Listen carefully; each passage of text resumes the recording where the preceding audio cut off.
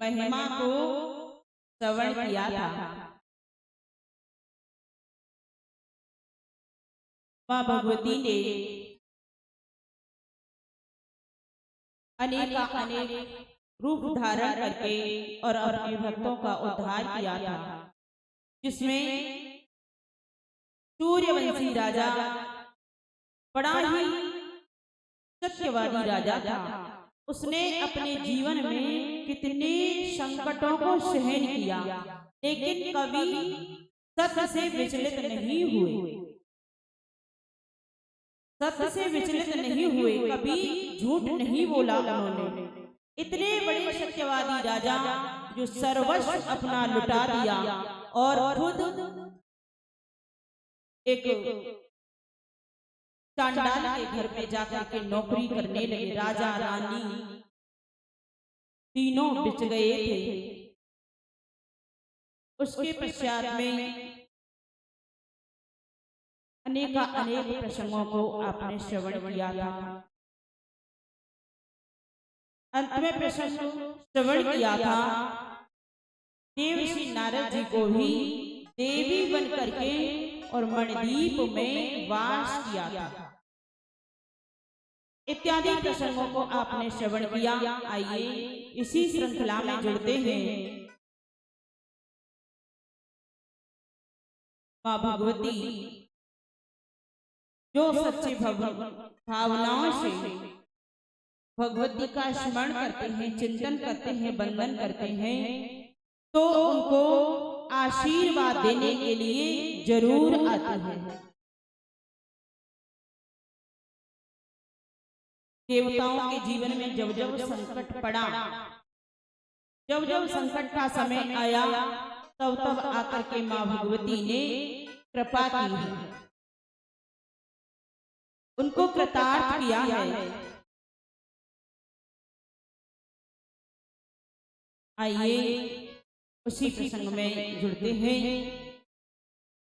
श्री सूत जी महाराज ने सोनकादिक ऋषियों के लिए श्रवण कराई ये प्रसंग। सूत जी महाराज के इन सुंदर पवित्र प्रसंगों को सुन करके और बड़े प्रसन्न होते हैं। बोले, आपने तो हमको कृतार्थ कर दिया, धन्य धन्य कर दिया। ऐसे उत्तम प्रसंग जो भगवत की जो कथा है माँ भवानी की, वो तो अमृत के समान है। अमृत के समान जिन्होंने इसका पान किया, उनका लोक और परलोक दोनों बन जाते हैं।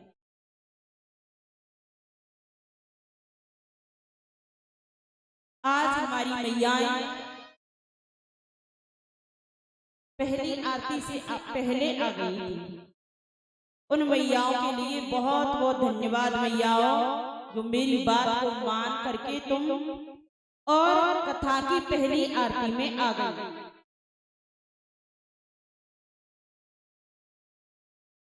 लेकिन आज थोड़े हम भी लेट हो गए थे, है ना?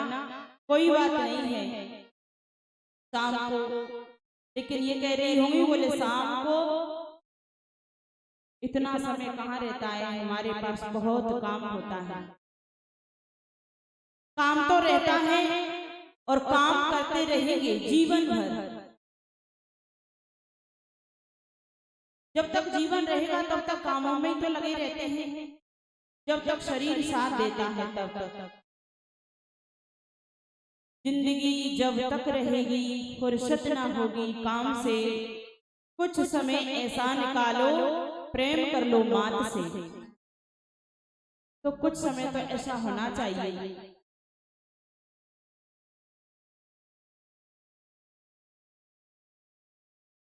नारद जी ने अपने बारे में वेदव्यास जी महाराज से बताया और कहा, प्रभु मैं भी उन देवियों के यहाँ गया और मुझे भी देवी बना करके बहुत समय तक मैं देवी का रूप धारण करके और उनके मध्य में रहा। पर मुझे बड़े आनंद की अनुभूति हुई थी, बहुत मुझे आनंद की प्राप्ति हुई थी।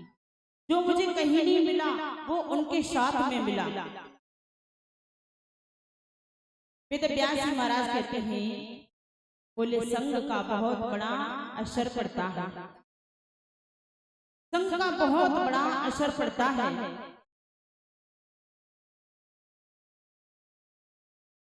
के पश्चात में वेद व्यास जी महाराज ने कहा, बोले सातवें मनवंतर में बड़े ही प्रसिद्ध राजा हुए हैं, उनका चरित्र मैं आप लोगों को सुनाता हूँ। सूर्यवंशी राजा थे, बड़े ही प्रसिद्ध हुए। नारद जी ने कहना शुरू किया, बोले सर्वप्रथम जगत सृष्टा ब्रह्मा ने इस प्रसंग को श्रवण किया था। ब्रह्मा की नाभि से, भगवान नारायण की नाभि से एक कमल निकला और उसी कमल के पुष्प के ऊपर चतुर्मुख वाले ब्रह्मा जी प्रकट हुए। चतुर्मुख वाले ब्रह्मा जी प्रकट हो गए। उन्होंने कठिन तप किया। उसके पश्चात में मरीचि नाम का जो राजा है, ब्रह्मा जी के मानसिक पुत्र और थे, जिनका नाम था सनक सनंदन सनातन सनत कुमार। ये मानसिक पुत्र कहलाए। ये मरीचि के, जो मरीचि है ना, वो भी नारद जी के ही पुत्र हैं। और उनके पुत्र उत्पन्न हुए कश्यप जी। कश्यप जी जो दक्ष नाम की प्रजापति है, उनके लिए कश्यप जी की पुत्री विवाही गई। बड़े ही सर्वगुण संपन्न कन्याएं थी। उनका विवाह किस प्रकार से हुआ और उनके ही द्वारा पूरी सृष्टि का निर्माण हुआ है। उन कन्याओं का विवाह हुआ, इन्हीं से देवता, दानव, मानव, पशु, पक्षी, कीट, पतंग इत्यादि जितने भी सृष्टि में जीव हैं, सब उनसे ही उत्पन्न हुए। सूर्य के पुत्र वैवस्वत मनु हुए, वैवस्वत मनु के पुत्र इक्ष्वाकु हुए, और इन इक्ष्वाकु के बाद में मनु, जो मनु के यहाँ 9 पुत्र और एक पुत्री हुई। 9 पुत्र हुए, उनमें से सर्याति, दृष्टा, धृति, प्रशांत, नाभग इत्यादि ये पुत्र हुए थे। उनमें सबसे बड़े थे, इनका नाम था इक्ष्वाकु। इक्ष्वाकु से 100 पुत्र हुए। इसमें 100 पुत्रों में सबसे बड़े हुए वेचक्षुकु। सबसे बड़े पुत्र थे और बड़े ही आत्मज्ञानी थे। वेद शास्त्रों का उनको ज्ञान था। उनके पुत्र हुए नाभग, नाभग के पुत्र हुए अम्बरीश। यह देवी के परम भक्त थे अम्बरीश जी, मां भगवती के परम भक्त थे। इतना हल्ला काहे को मचा रही है मैया? कहाँ खो गए हो और कहाँ मिल गए हो तुम्हें? जो आ रही है वो अपने पीछे आराम से जाकर के बैठती जाए। बड़े पुत्र हुए, उनका नाम था दृष्ट, और दृष्टु के पुत्र हुए क्षत्रियों में से, जो कल आपके लिए श्रवण कराया था, हयवंश। हयवंश इनसे प्रारंभ हुआ और ब्राह्मण कुल है, जो भृगुवंशी ब्राह्मण है, उनका देवी भागवत में बड़ा विस्तार से वर्णन किया है। चमन ऋषि इत्यादि इसी में सरियाती की जो पुत्री थी, जो पहले आपको कथा श्रवण करा चुके हैं, सुकन्या, वो चमन ऋषि के लिए विवाही गई। अश्विनी कुमार ने आकर के उस कन्या को और नव युवती बना दिया, सुंदर कन्या बना दिया।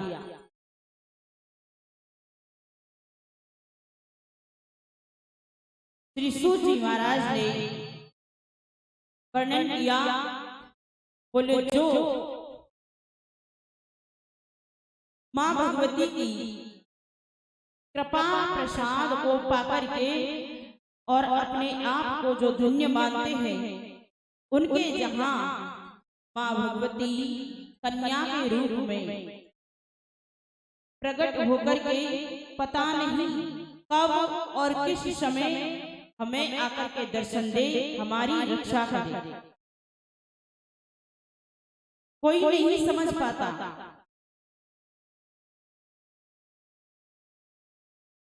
जन्मेजय ने कहा, राजन,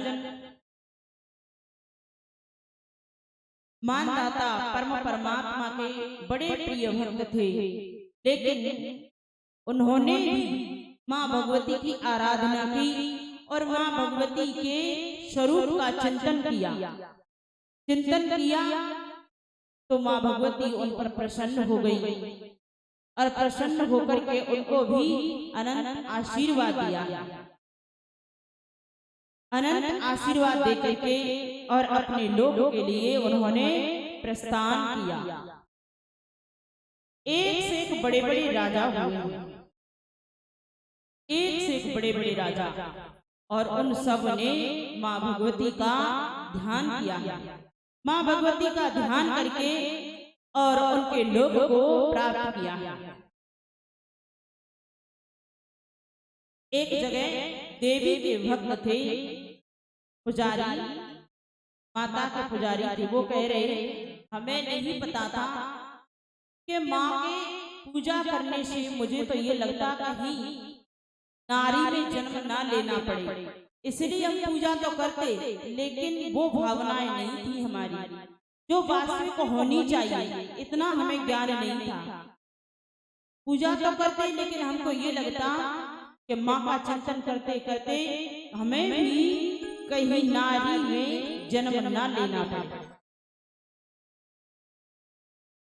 हमने कहा, भैया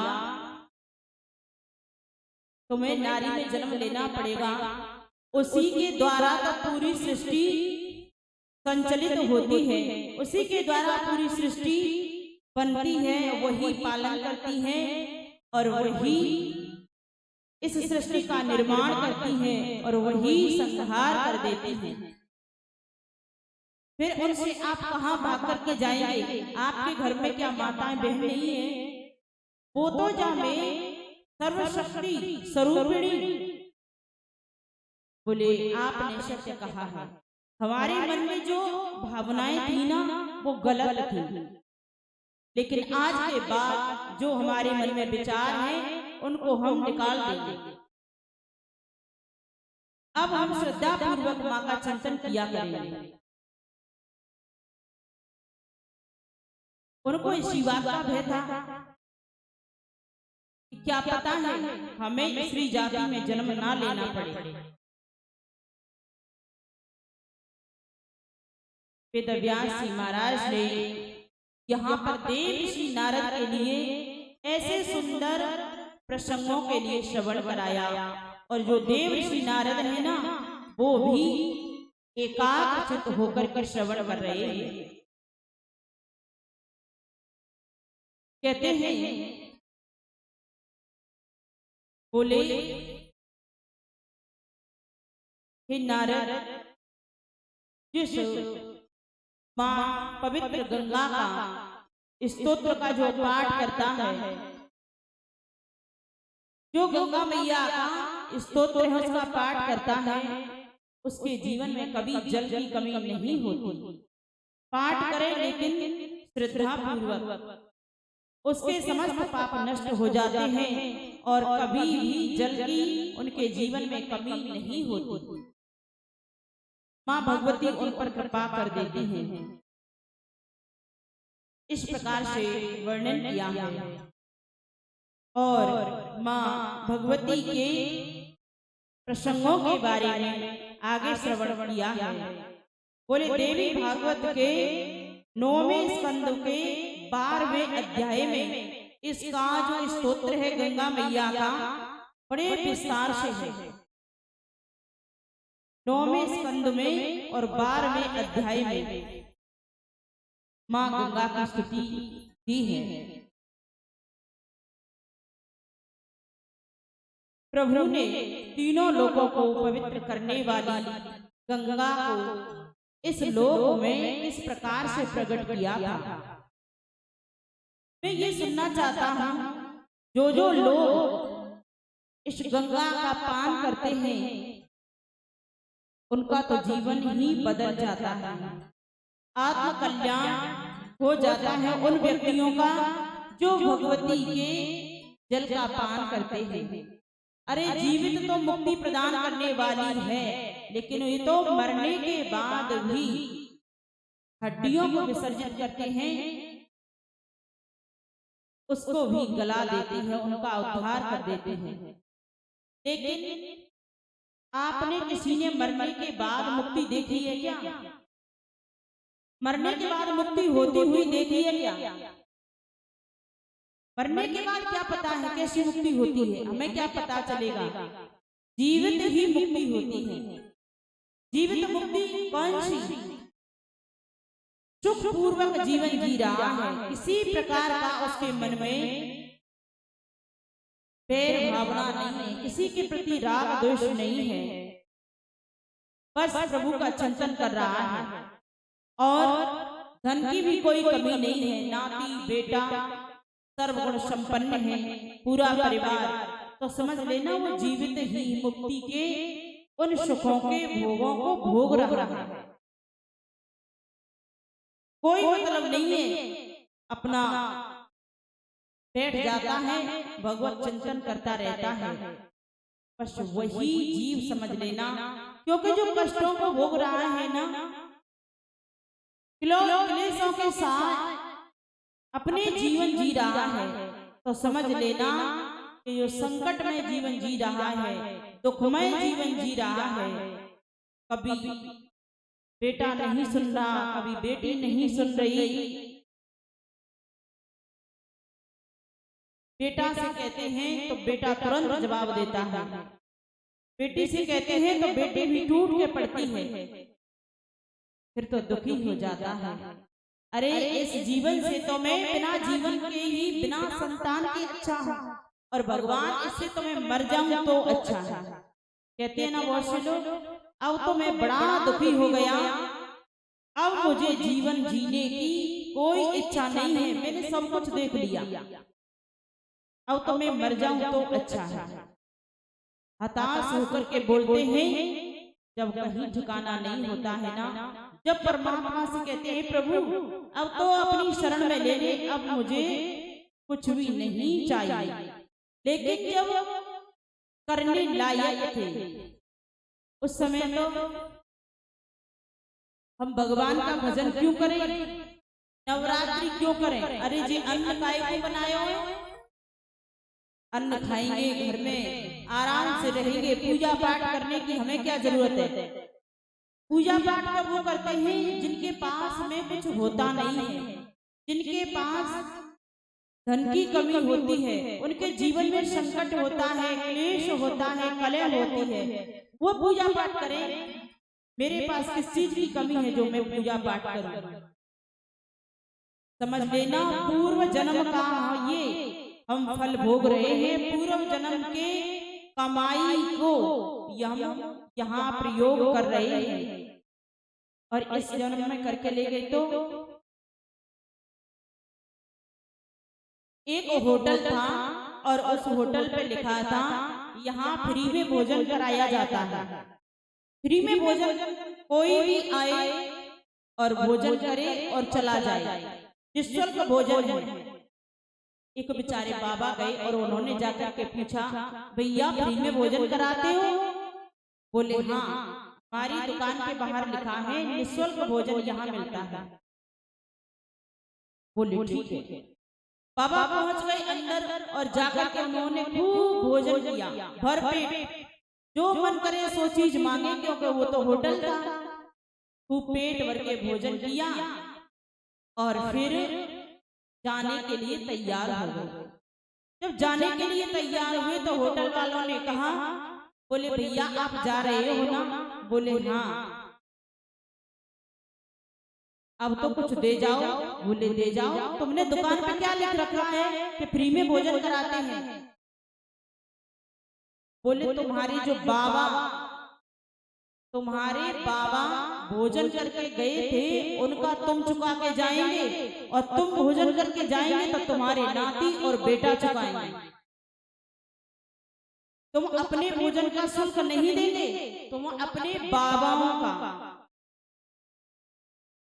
अपने बाप बाबाओं के भोजन का पैसा देकर के जाओ। अरे मुझे क्या पता था ऐसा भी होता है, नहीं तो मैं भोजन ही नहीं करता।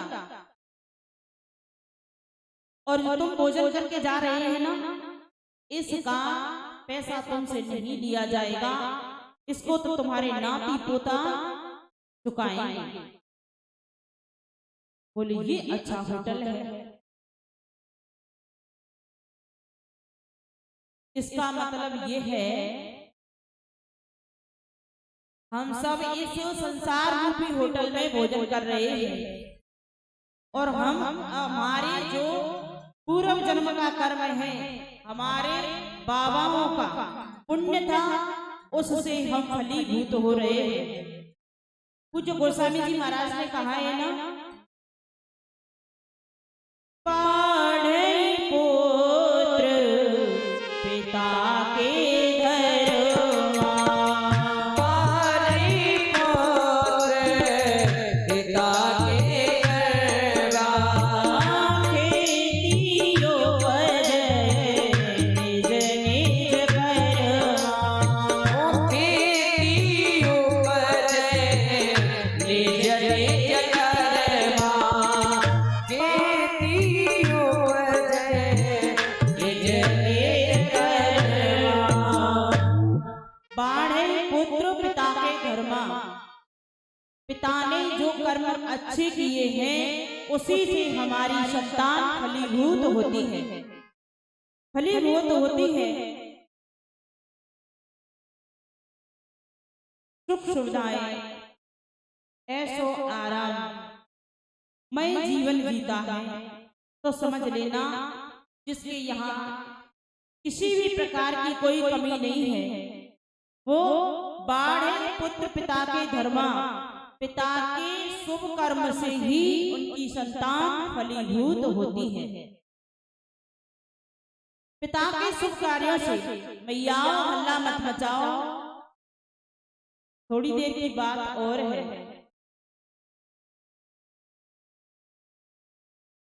बोलिए दुर्गा मैया की। वेद व्यास जी महाराज ने जनमेजय से कहा, बोले जो जैसा कर्म करता है उसका फल अवश्य भोगता है। आज हम बुरा कर्म करेंगे तो बुरा फल भोगना पड़ेगा, अच्छा कर्म करेंगे तो अच्छा फल भोगना पड़ेगा।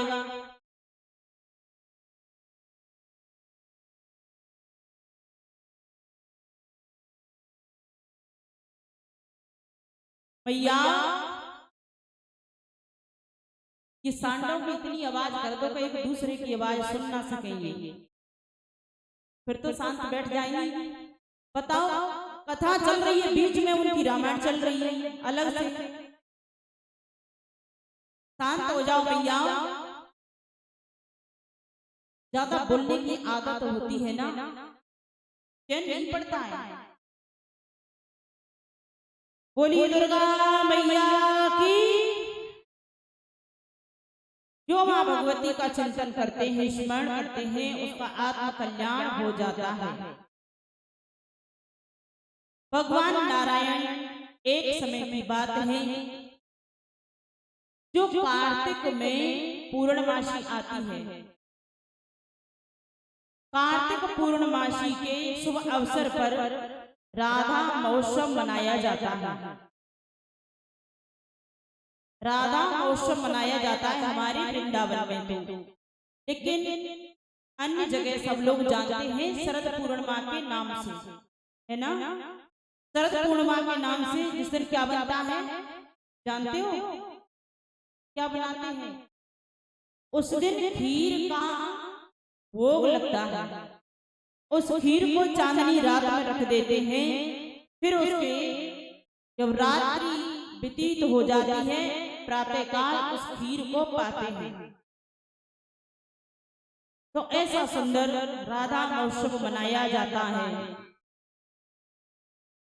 भगवान श्री कृष्ण राधा जी की पूजा होती है। रास मंडल में ये विराजमान थे। गोलोक धाम की बात है, रास मंडल में राधा और कृष्ण दोनों विराजमान थे। ब्रह्मा आदि देवता सभी वहां पर आए। सनंदन, सनातन, सनत कुमार, सिद्धजन, योगी जन, मुनि जन सभी आए हैं। श्री राधा जी के चरणों की पूजा कर रहे हैं।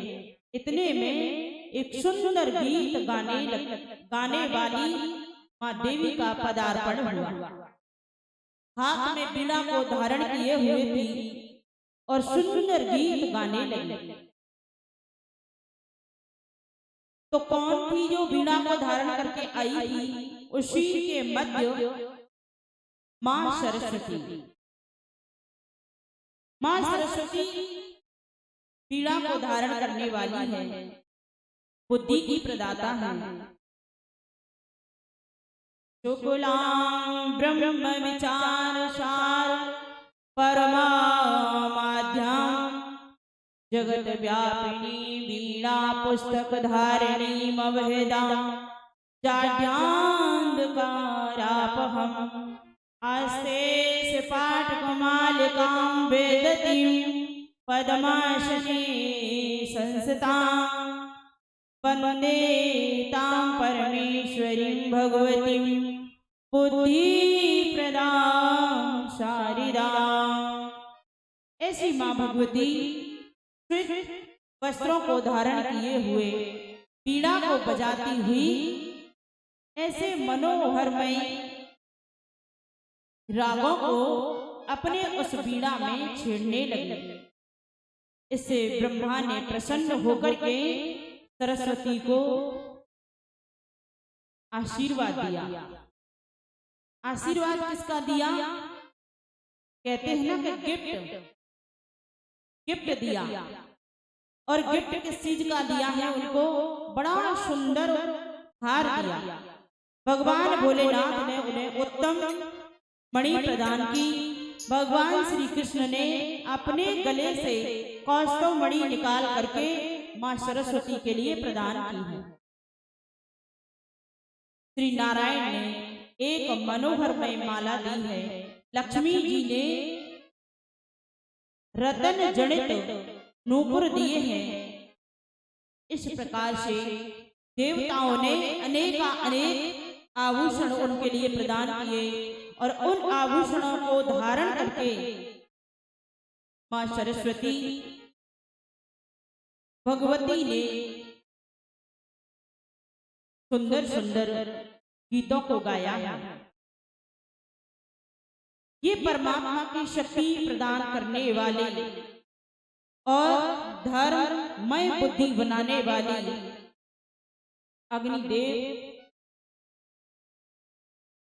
अग्निदेव के समान उनके आभूषण चमक रहे थे। किशोरी श्री राधा रानी ये कहाँ की प्रसंग है? इस वृंदावन के नहीं है, ब्रजमंडल के नहीं है, ये है गोलोक धाम का प्रसंग।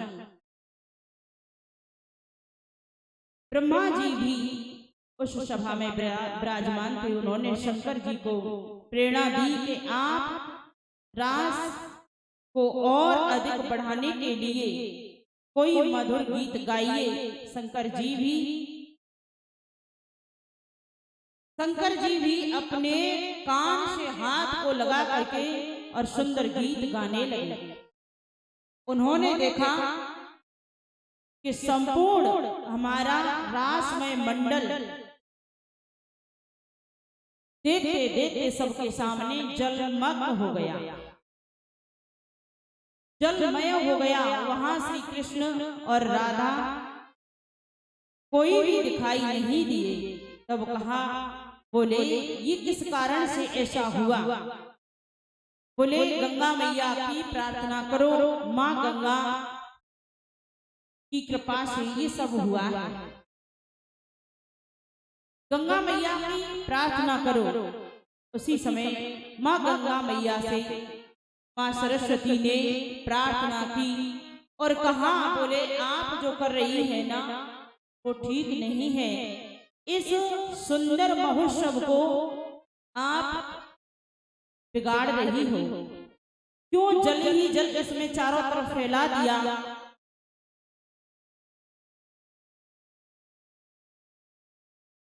पूरे रास मंडल में जल ही जल कर दिया, क्योंकि जितने भी यहाँ रास के लिए उपस्थित हुए हैं देवता, वो सब इसमें गिर जाएंगे। फिर देखा, बोले गंगा मैया से प्रार्थना की तो जल था वो कम हो गया। गोपियां तथा देवगण उच्च सुर में गंगा मैया की प्रार्थना की, उच्च सुर में। और गंगा मैया ने फिर उसको जो अपनी माया को फैलाया था उसको शांत किया। तो ब्रह्मा जी के साथ में संपूर्ण देवताओं ने मिलकर के स्तुति की और कहा कि हम लोग आपसे यही वर मांगते हैं कि आप हमें अपने श्री विग्रह का दर्शन दीजिए, बस और हमें कुछ नहीं चाहिए। भगवान श्री कृष्ण का देवताओं द्वारा आदेश। इसी बीच में आकाशवाणी हुई और ये बड़ा मधुर गंभीर शब्दों में सबने इस आकाशवाणी को सुना। मैं सबकी आत्मा हूँ, मेरा नाम श्री कृष्ण है, मेरी शक्ति राधा है। भक्तों पर कृपा करने वाली हम दोनों ने जलमय श्री विग्रह बना करके और यहाँ पर इस मंडल में प्रसन्न होकर के फैलाया था। भक्त हमारा दर्शन करने के लिए यहाँ बैठे हैं। मैं बैकुंठ धाम में जाऊंगा वहां दर्शन देने के लिए, लेकिन यहाँ एक साथ सबको दर्शन का लाभ मिल जाएगा। इसलिए मैं अपनी आह्लादनी शक्ति श्री राधा जी के साथ में यहाँ पर आया। जो राधा रानी है ना, वो अब ब्रज में तो है ही है, लेकिन देवी भागवत महापुराण में वर्णन दिया है कि किशोरी श्री राधा रानी से ही जितनी देवियां हैं सब प्रकट हुई हैं। राधा रानी से ही सभी देवियां प्रकट हुई हैं। वेदव्यास जी महाराज ने वर्णन किया और कहा, जो पुण्य आत्मा होते हैं जिन पर मेरी कृपा होती है वो मेरे इस सुंदर श्री विग्रह का दर्शन कर पाते हैं, अन्यथा हर किसी के बस की बात नहीं है।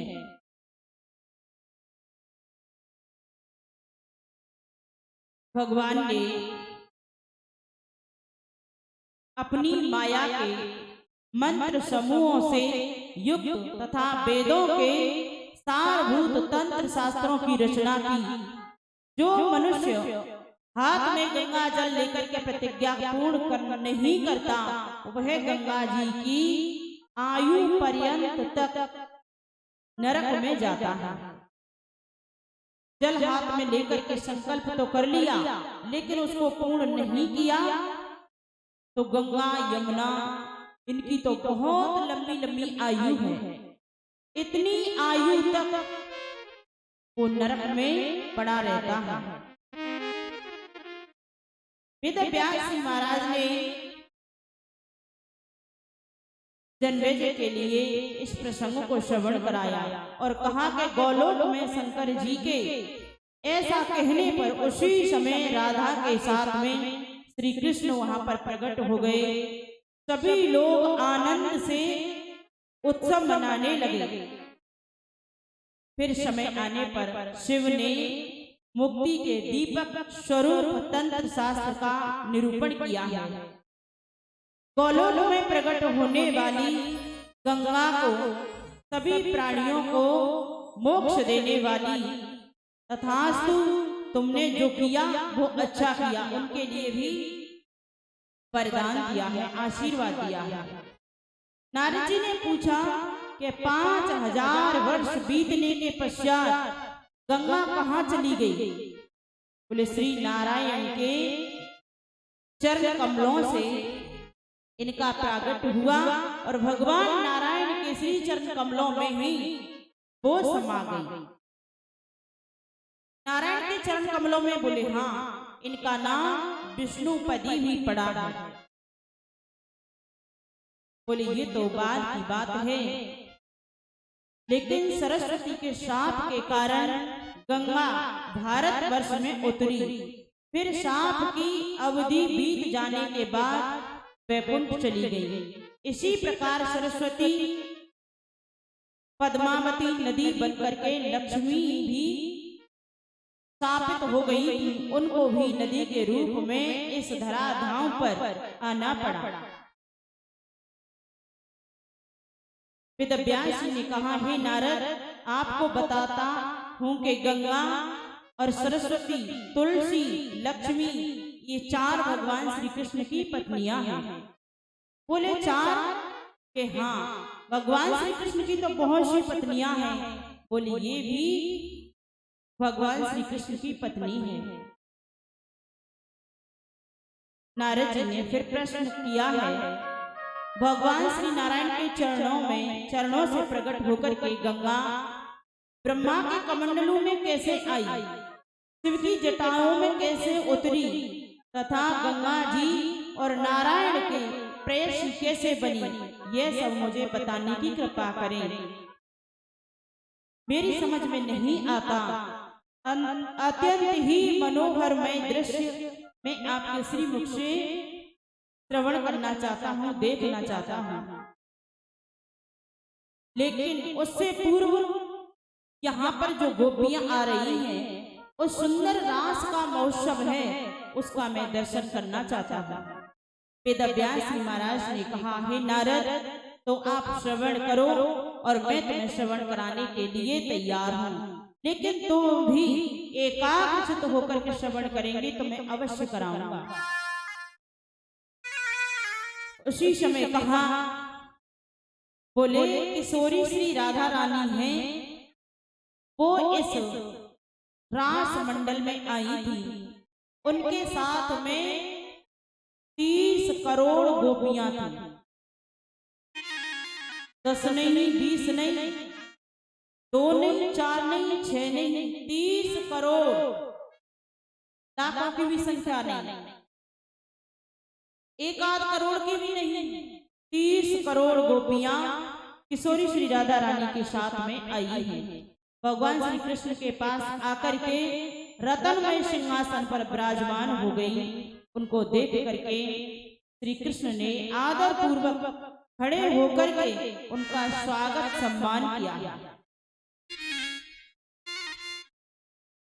ऐसी मां भगवती की कृपा है, राधा रानी की।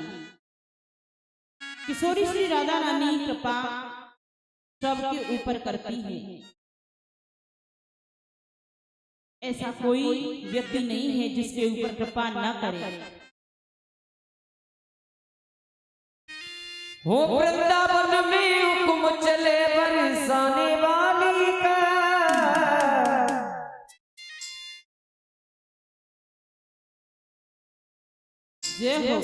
हो वृंदावन में हुक्म चले बरसाने वाली का। मेरा श्याम दीवाना है श्री राधा रानी का। मेरा श्याम दीवाना है श्री राधा रानी का।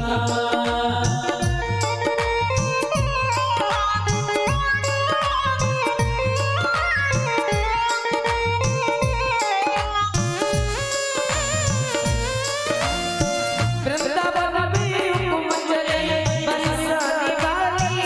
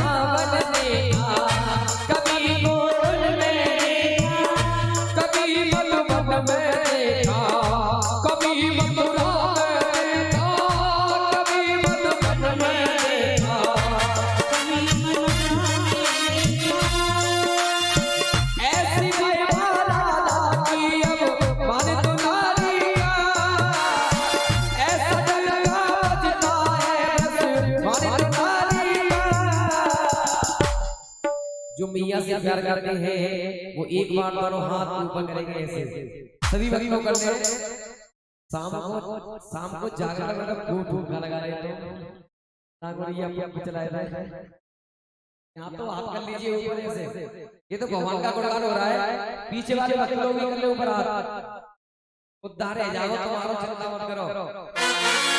वो श्याम दीवाना है श्री राधा रे, श्याम दीवाना है श्री राधा रे।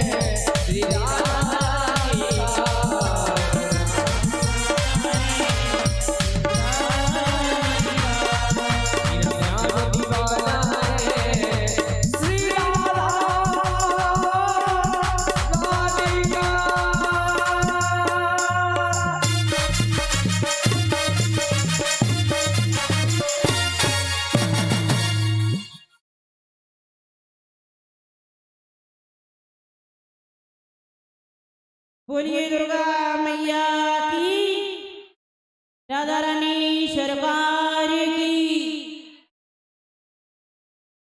गोलोक धाम में इस रात की तैयारियां हुई। किशोरी श्री राधा रानी आई है, बहुत सी गोपियां हैं। भगवान श्री कृष्ण उन गोपियों को देख करके और खड़े हो गए। खड़े होकर के उनका स्वागत सम्मान किया है। जो गोपियां हैं किशोरी श्री राधा रानी को सर झुका करके प्रणाम कर रही हैं। भगवान भी खड़े होकर के उन देवियों को का स्वागत कर रहे हैं। सम्मान करने के लिए किशोरी श्री राधा रानी को देखते ही तुरंत खड़े हो गए।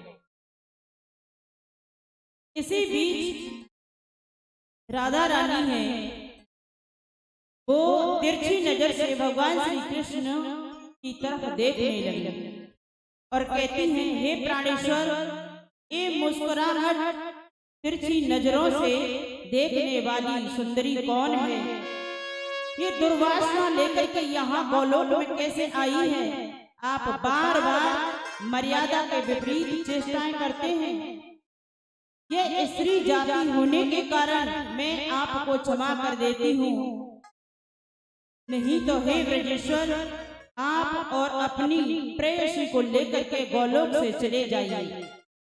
एक बार मैंने चंदन वन में बिरजा के साथ को दृष्टि करते हुए देखा और आपको जैसे ही देखा उसी समय मैंने चलो कोई बात नहीं है इस प्रकार से क्षमा किया, लेकिन मेरी वाणी सुन करके आप वहां से खड़े होकर के चले गए और जाकर के कहीं छुप गए थे।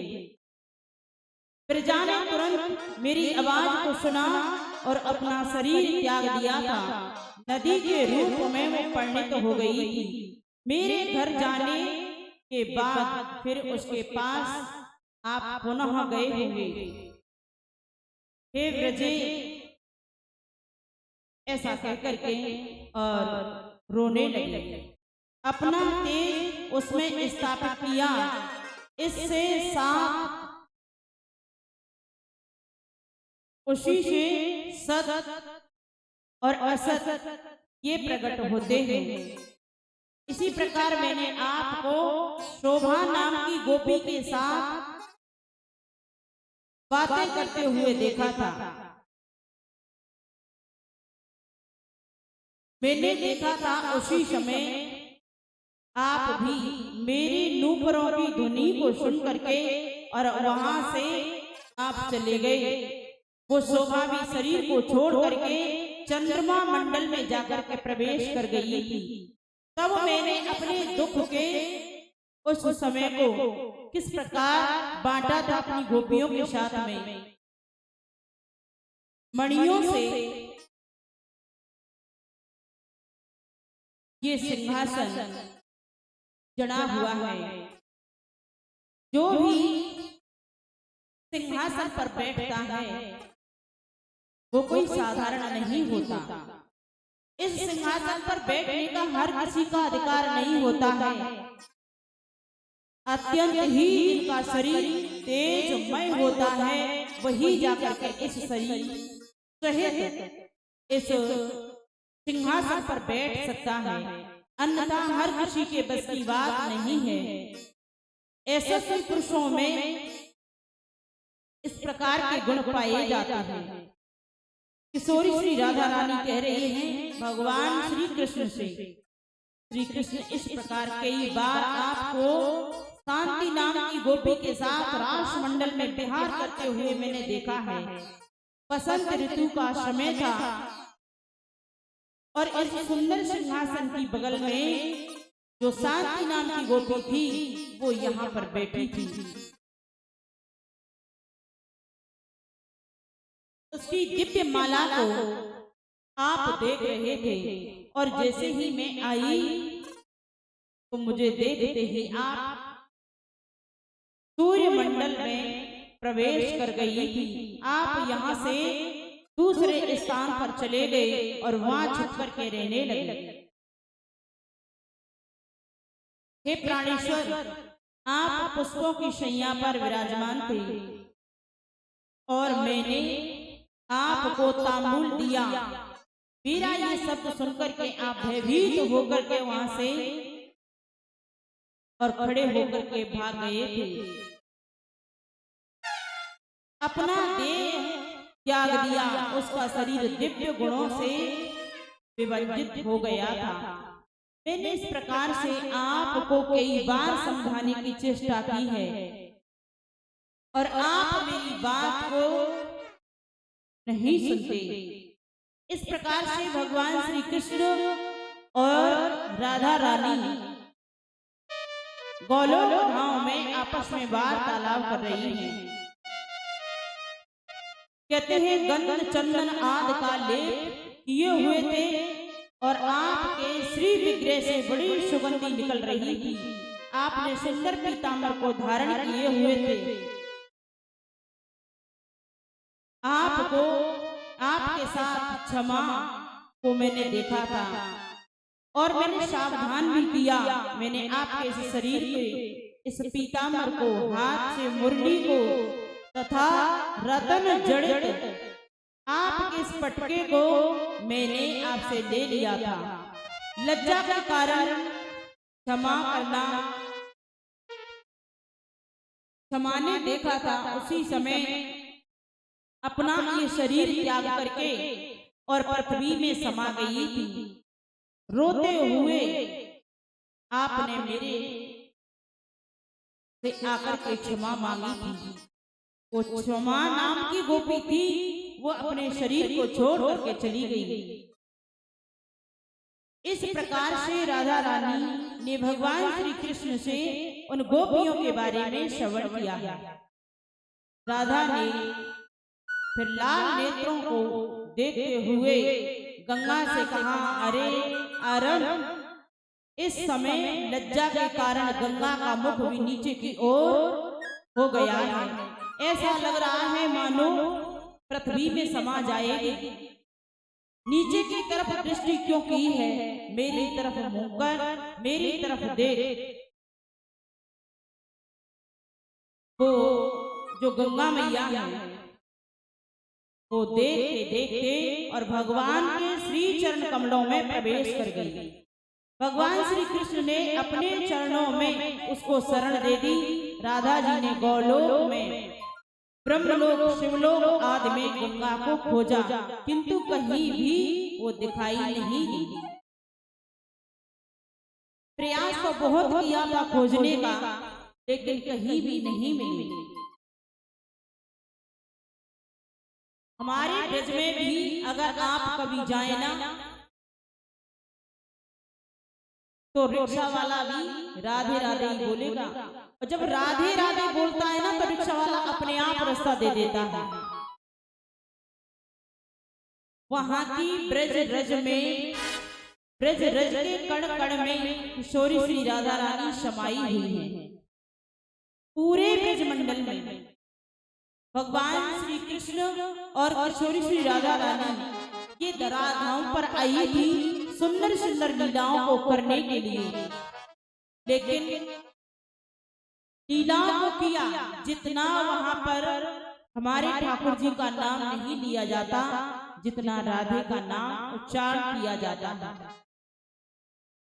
राधा रानी का नाम जब बहुत बड़ा महत्वदायक है, क्योंकि भगवान श्री कृष्ण ने लीला की और फिर कहा, देवी मैं तो यहाँ से जाऊंगा, लेकिन तुम्हारे ही नाम का सहारा लेकर के और ये ब्रजवासी अपना जीवन जिएंगे, तुम्हारे नाम का आश्रय लेकर के। राधा नाम की, हो राधा नाम की लगाई फुलवारी के पत्ता पत्ता श्याम बोलता। हो राधा नाम की, राधा नाम की लगाई फुलवारी के पत्ता पत्ता श्याम बोलता। फुलवारी के पत्ता पत्ता श्याम बोलता। हो पत्ता पत्ता श्याम बोलता है, कि पत्ता पत्ता श्याम बोलता। हो पत्ता पत्ता श्याम बोलता है,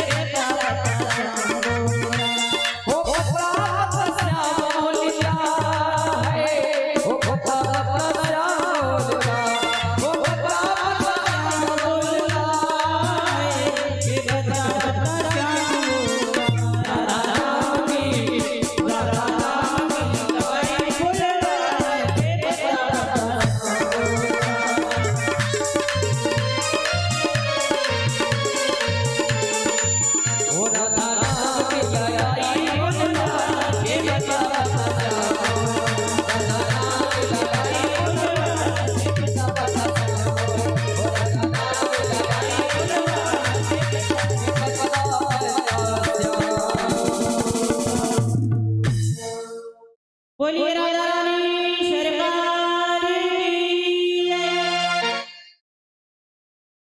गोलोक में भगवान श्री कृष्ण के मध्य 30 करोड़ गोपियां किशोरी श्री राधा रानी के साथ में आई है। वो आकर के और किशोरी श्री राधा रानी है, राधा रानी कहते हैं भगवान से, बोले आपने ये गोपियों के साथ मैंने देखा है, इन गोपियों के साथ देखा और मैंने कुछ बोल भी नहीं पाई जब तक वो अपने शरीर को छोड़ करके चली नहीं। इतनी 30 करोड़ तो केवल राधा रानी के साथ में आई थी, अन्य भी तो गोपियां थी, बहुत सारी गोपियां आई हैं।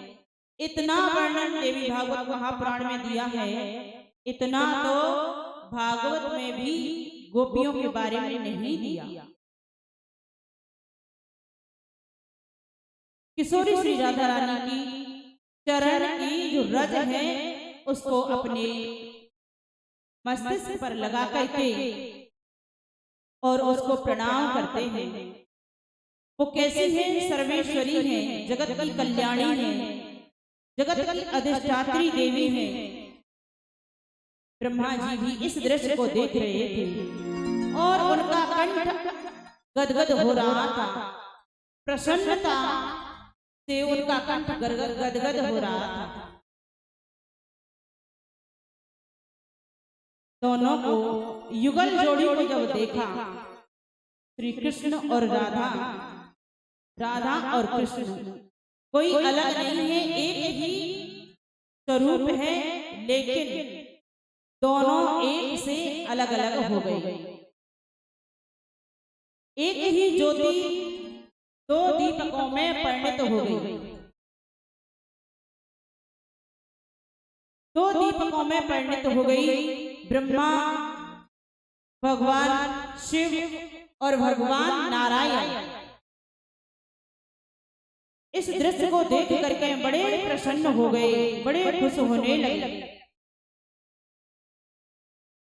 बोले हमने निराकार भगवान को तो देखा, निराकार भगवान को तो देखा नहीं, क्योंकि उसके बारे में तो सुना था, लेकिन अब हमने साकार स्वरूप परमात्मा का, साकार देवी का दर्शन किया है।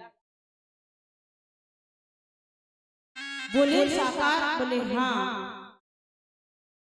किशोरी श्री राधा रानी ने कहा, बोले हे प्राणेश्वर, मैं उस चतुर्भुज रूप के साथ नहीं रहूंगी, मैं तो दो भुजी के साथ में ही ज्यादा सुंदर शोभा को प्राप्त होंगी। इधर भी भगवान ने कहा, बोले आप चतुर्भुज रूप में जो आपकी शक्ति है, आप भगवती हो, जगदम्बा हो, आपको भी हम दो रूप में ही प्राप्त करना चाहते हैं। आप भी हमारे सामने, हमारे साथ दो रूपों में ही विराजमान हो जाओ। भगवान श्री कृष्ण है, वो भी दो भुज में, और किशोरी श्री राधा रानी है, वो भी दो भुजों में ही प्रकट हो गई। भगवान श्री कृष्ण और राधा रानी गोलोक में इनका रास प्रारंभ हुआ। बड़ा ही दिव्य रास हुआ है। वहां पर सभी देवता आए हैं और उस रास का आनंद लिया। ब्रह्मा जी ने गंगा को, राधा रानी को मंत्र प्रदान किया और कहा कि इन मंत्रों के स्तोत्र का कवच धारण कर लो। पूजा की विधि मैं आप सभी के लिए बताता हूँ। गंगा जी ने इन नियमों के अनुसार राधा रानी जी की पूजा की, फिर श्री कृष्ण के साथ वैकुंठ में प्रवेश किया है। इसलिए हे नारद, लक्ष्मी, सरस्वती, गंगा और तुलसी, ये चारों भगवान की पटरानियां हुई हैं।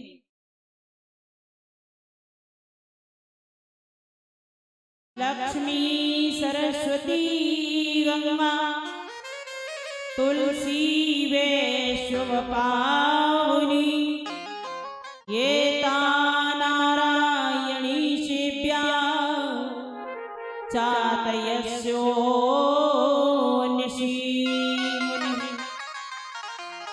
कहते हैं लक्ष्मी, मां सरस्वती और गंगा, तुलसी ये कैसे हैं? विश्व को पवित्र पावन करने वाली है। एता नारायणी शिव्या चातस्य योजितम मुनि, ये चारों हैं और ये चारों ने ही इस सूक्ष्म रूप से पूरे भूमंडल को पवित्र किया है। सूक्ष्म काल चक्र का वर्णन करने लगे हैं ब्रह्मा और कहा इस गंगा को लेकर के जाइए।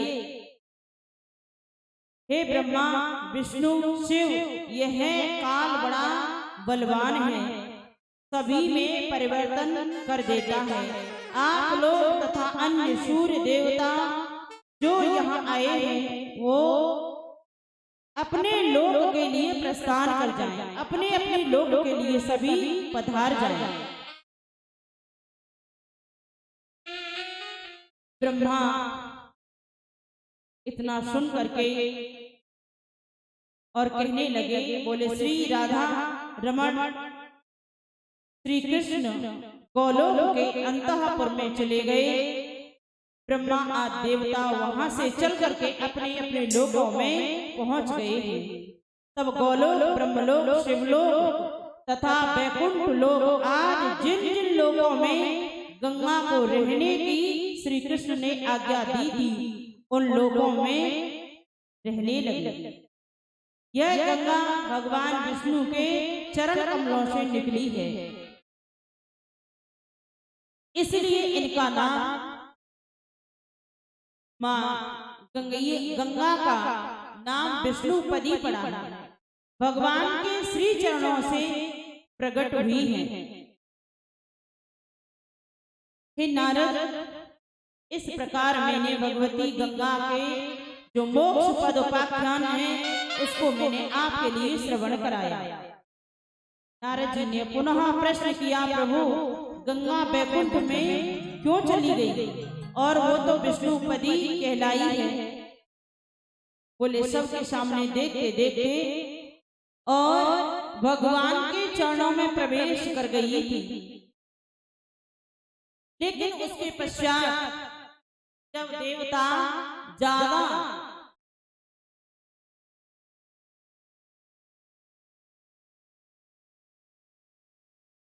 देवताओं के लिए दैत्य लोग सताने लगे, उसी समय ज्यादा सता रहे थे। उस समय देवताओं का सर्वस्व छीन लिया था। देवताओं की कार्य सिद्धि के लिए राजा बलि के यहाँ वामन का रूप धारण करके और भगवान नारायण पधारे। जब नारायण पधारे हैं, इतना विशाल उनका श्री विग्रह था, इतना विराट था कि एक चरण तो कहाँ था ब्रह्मलोक में और दूसरा चरण था मृत्युलोक में। जब ब्रह्मदेव ने देखा, बोले ये चरण तो भगवान नारायण का है और किसी का नहीं हो सकता। तो भगवान के श्री चरण को देख करके और उसका जल से प्रक्षालन किया। वामन भगवान के चरण का प्रक्षालन किया और जो प्रक्षालन का जल था वो एक कमंडलू में भर लिया और वहीं से फिर गंगा मैया विष्णुपदी के नाम से प्रसिद्ध हुई है। बोलिए गंगा मैया की। अब यहाँ पर गंगा मैया को सभी देवताओं के लिए दर्शन देने दो, जब तक तुम लोग जलपान कर लो। ठीक है, लंच का समय हो गया तुम्हारा, फिर उसके पश्चात में कथा होगी।